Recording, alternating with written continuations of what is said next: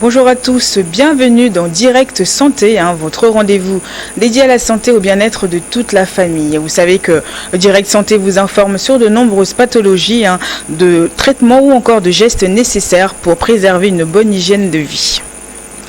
Le rôle du médecin du travail consiste à éviter toute alternation de la santé des travailleurs du fait de leur travail, notamment en surveillant leurs conditions d'hygiène au travail, les risques de contagion et leurs états de santé. Il ne pratique pas la médecine de clientèle courante. Il assure le suivi individuel de l'état de santé des salariés et conseiller de l'entreprise. Donc acteur central de la prévention des risques professionnels, il est soumis au secret médical et veille sur la santé des salariés.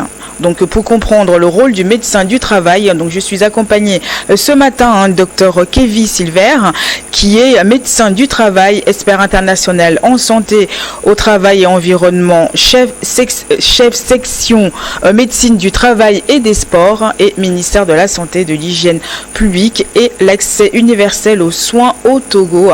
Et puis en deuxième partie de l'émission, nous répondrons à vos questions que vous nous avez envoyées sur notre numéro WhatsApp, le +228 79 84 27 52. Bonjour docteur, comment ça va? Bonjour madame.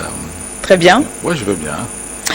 Donc aujourd'hui, on va lier un petit peu le travail et la médecine. C'est bien cela. Donc j'ai un peu brossé la définition du rôle de médecin de travail. Donc expliquez-nous réellement qu'est-ce que c'est que en quoi consiste votre travail. D'accord. Merci beaucoup madame. Je pense que la médecine du travail, c'est une discipline.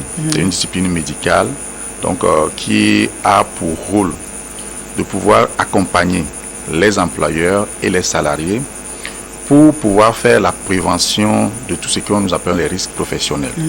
Les risques professionnels, c'est comment faire pour pouvoir éviter les accidents du travail et les maladies professionnelles.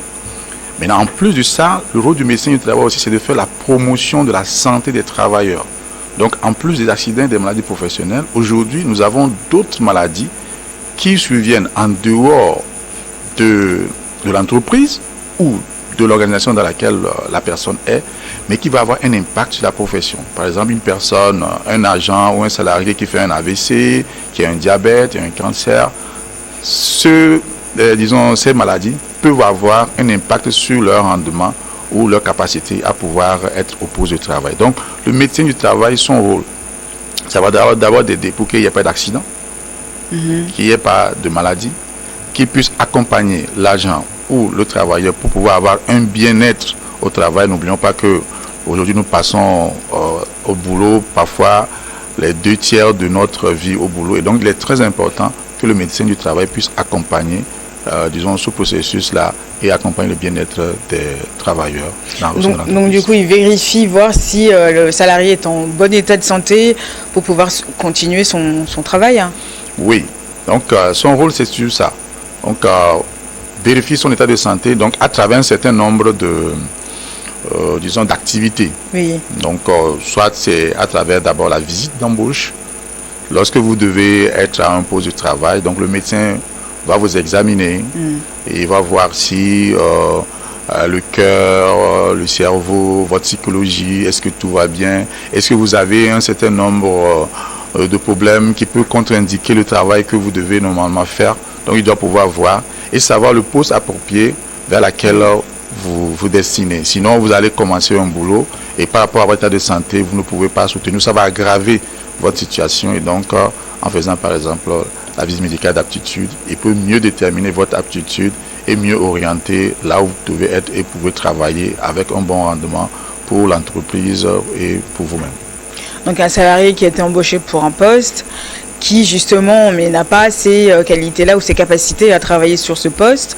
Donc après vous voyez avec l'employeur, c'est ça ?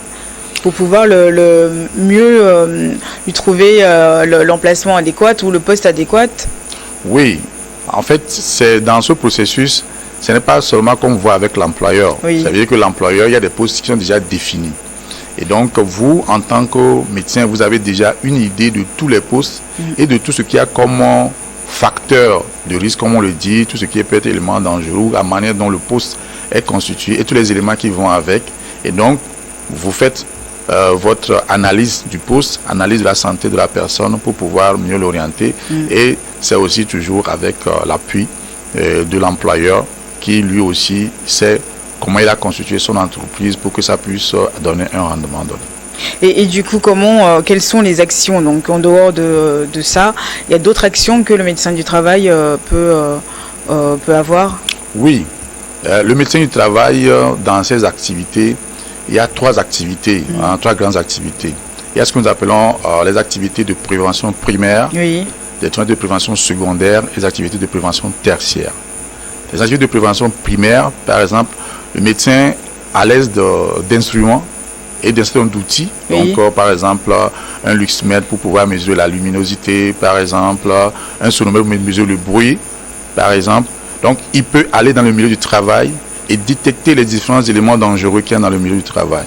Okay. Si c'est quelque chose qui peut tomber sur les agents, si c'est des câbles qui traînent un peu partout, si c'est une luminosité qui est trop forte, si c'est des produits chimiques qui émanent au sein de l'entreprise. Et en plus de cela, il y a des aspects qui sont appelés les risques psychosociaux. C'est-à-dire que quand il y a du stress professionnel au sein de l'entreprise, donc son rôle, c'est d'abord de faire cette évaluation de ce qui est comme facteur de risque professionnel et proposer maintenant des mesures de prévention par rapport à ces différents éléments. En second lieu, ce qu'on fait la prévention secondaire. Secondaire, ça c'est la visite médicale périodique. Donc, on examine périodiquement les agents pour pouvoir voir si déjà leur état de santé, est-ce qu'il y a des détériorations, c'est stable, et donc ces éléments vont permettre de pouvoir voir, par exemple, il y a des perturbations, et on peut aller jusqu'à faire des prélèvements, par exemple, une personne qui travaille quelque part où il est exposé au plomb, et donc on peut faire, par exemple, une plombémie, donc au domaine du dosage du plomb dans le sang, par exemple, etc., etc. Et la prévention tertiaire, c'est la prévention qui arrive, que le médecin met en place après ces deux préventions, les choses arrivent quand même. Donc, la personne a fait un accident, donc il faut lui faire un reclassement professionnel, il faut lui faire un réaménagement de faute et de poste, et aussi de pouvoir l'aider à pouvoir se faire prendre en charge au niveau des caisses nationales de sécurité sociale et autres, et aussi, très fondamental, organiser les premiers secours au sein de l'entreprise. D'accord, donc du coup vous veillez vraiment aussi à la sécurité, si j'ai bien compris, la sécurité des salariés au sein de l'entreprise, et aussi donc après il y a tout ce qui est l'état de santé des salariés pour pouvoir savoir c'est le poste qui leur correspond, et puis en troisième partie donc c'est tout ce qui est barrière aménagement, accident de travail et autres. Donc oui, vous jouez vraiment un grand rôle. Et par exemple, quel examen vous faites aux salariés quand ils viennent vous voir pour les analyses, enfin les rendez-vous professionnels, les rendez-vous de santé professionnelle? D'accord. Donc, quand un salarié, par exemple, vient en consultation chez nous, il y a un certain nombre de batteries d'examens qu'on peut faire.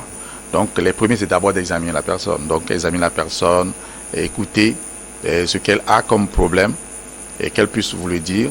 Donc, vous l'examinez. Donc, en fond et en comble pour voir si est-ce qu'il y a une détérioration de l'état de santé, est-ce qu'il y a des membres, est-ce qu'il y a des organes qui sont atteints d'une manière ou d'une autre. Et après cela, vous demandez d'autres examens paracliniques, comme on le dit. Et donc, soit c'est la radio pour des problèmes qui sont liés au dos, par exemple, ou c'est la spirométrie pour des personnes qui ont des problèmes de poumon. Donc, on va essayer de voir comment est-ce que fonctionne le poumon, par exemple, ou l'audiométrie pour pouvoir voir s'ils ont des problèmes liés au bruit. Par exemple, s'ils sont dans une usine où le bruit est tellement élevé, donc on peut faire l'audiométrie pour pouvoir voir. Et il y a aussi la visio. Donc, on va faire des tests visuels pour les agents pour voir si avec les postes où ils sont, où ils travaillent, est-ce que ça a des impacts sur les yeux, et donc par rapport à ça, des mesures appropriées seront prises par rapport. Et j'ai dit tout à l'heure, lorsque par exemple un travailleur est exposé à des produits chimiques et autres, nous pouvons demander des examens toxicologiques du sang pour pouvoir détecter ces éléments qui sont toxiques et que peut-être l'agent a, intégré dans son corps et qui peuvent avoir des impacts sur lui. Voilà, c'est pas exhaustif, c'est quelques éléments, sinon c'est une batterie de tout ce qu'on peut faire pour pouvoir détecter tout ce qui est comme élément dangereux chez les salariés. Oui, mais si vous détectez tout ça là, après, est-ce que c'est considéré comme un accident de travail aussi? Oui. D'abord, quand il y a cette situation, la première des choses, c'est que lorsque dans notre processus, nous examinons la personne, nous l'écoutons et puis nous avons déjà une idée qui est liée à la manière dont son poste est constitué, ça nous permet d'avoir ce que nous appelons le cursus laboris, c'est-à-dire que la manière dont la personne a évolué à ces différents postes de travail, ou là où il était avant. Et on va voir à peu près les différents dangers auxquels il a été exposé.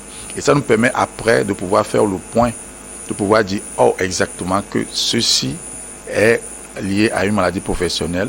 Et donc, on peut maintenant le déclarer comme une maladie professionnelle. Et de l'autre côté, si quelque chose est arrivé, et quand on fait tout le processus, on analyse la manière dont c'est arrivé et le cadre juridique dans lequel c'est arrivé. Donc, ça un accident du travail suicide ou un accident du travail qui est lié au trajet. Là, on arrive à détecter que véritablement, ce qui est arrivé à la personne est véritablement lié au travail. Et quel type de salariés peuvent bénéficier du médecin de travail, ce que vous proposez? Disons que normalement, tous les salariés doivent pouvoir bénéficier des services CDD, CDI, tout. Voilà. Tout le monde. En fait, c'est que la santé au travail est destinée à tous les salariés. Oui. Et aujourd'hui, nous parlons des travailleurs. C'est-à-dire que quand on parle des travailleurs, ça veut dire que vous avez les salariés et les fonctionnaires. Oui. Donc, tous ces travailleurs ont un droit inaliénable pour la santé au travail, puisque c'est dans la constitution de nos pays, dans les pays de tous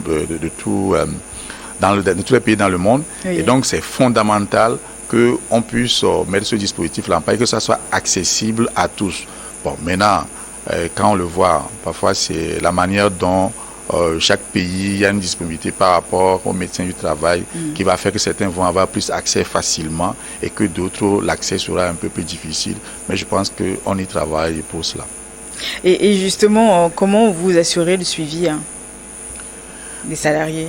D'accord. Donc, dans le suivi du salarié, le suivi se fait en collaboration avec les autres collègues spécialistes.